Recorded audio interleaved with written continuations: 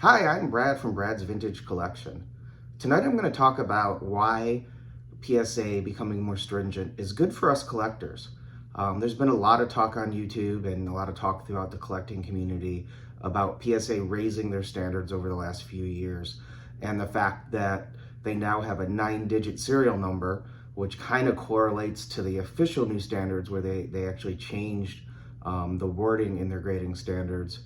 It's going to diminish the value of older PSA slabs.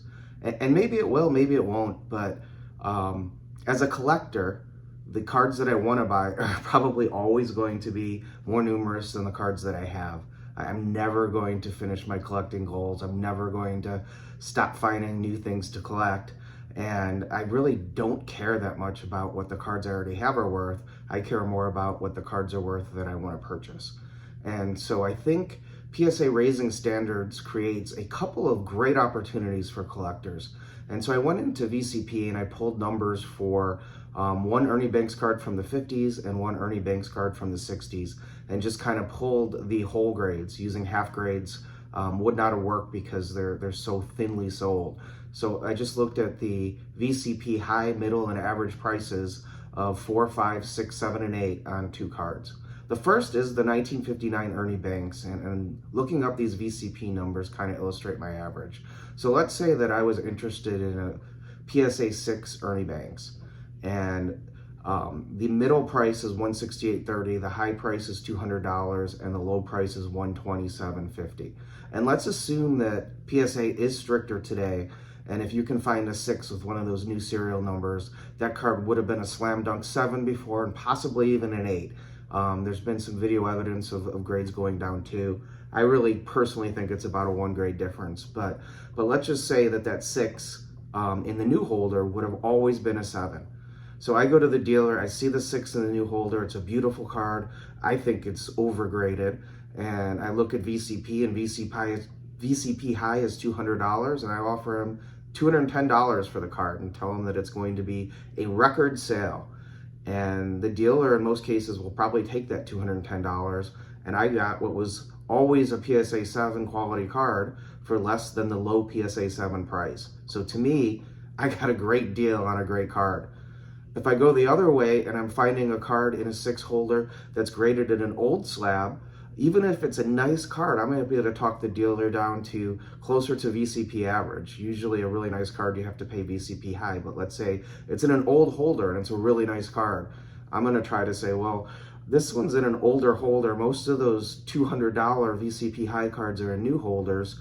I'm going to offer you $170 just over VCP average, and there's a good chance that dealer may take it.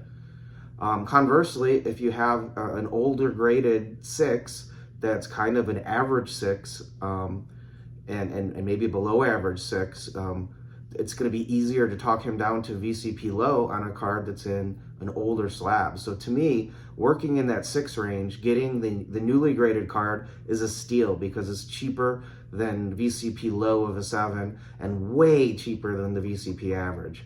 And then if I'm going to buy that average card, or maybe a little bit above average card on an old holder, I might be able to get it closer to the $168 price than the $200 price. And if I'm buying kind of a low for the grade card, I'm going to be able to get it for that VCP low price. And I think over time, those VCP low and high prices may stagger a little bit more. And I think it's going to really help us collectors be able to differentiate the cards. So next I did the same thing with a 60s card, and I just picked 1967 Ernie Banks. And again, I'm going to talk about the 6 range. So if you look, VCP high is 102. So if I find the best 6 ever that was just recently graded, that's slam dunk 7, maybe even an 8, if I offer $115, I am the highest ever paid for a PSA 6, right? Something a dealer would probably be comfortable accepting for the card. That is less than VCP average for the 7 by quite a bit, which is $160. So I got a card that really in actuality is better than a lot of 7s, and I paid much less than I would have to pay for a card in a PSA 7 slab. Conversely, again, let's look at an older holder and see if we can talk him down to the VCP mid price of $80. A really nice card before would have been closer to VCP high. Now I can talk him down to average if it's in an older holder, and I might be able to talk to low, which is actually pretty much the same price as a 5. So having PSA get stricter is great for us as collectors. We can buy that new serial number in a full grade to 2 grades lower. Even if we're paying VCP high, we're getting a deal. And if we're buying an older slab, we can use that in negotiating and try to get stuff closer to VCP average or VCP low. So I see this as a winner for collectors. Buy the card, not the holder, and if you can get a card that's a 6 that's undergraded because today PSA is getting strict, great. I'll take that undergraded 6 that looks just like a 7 and pay less than VCP 7 average. So I think a lot of people are looking at this wrong and thinking that this is a bad thing. For us collectors, this is a great thing. We can get better cards for lower prices, and I'm all for that. So remember, if you're not excited to add it to your collection, you bought the wrong card. Thanks for watching.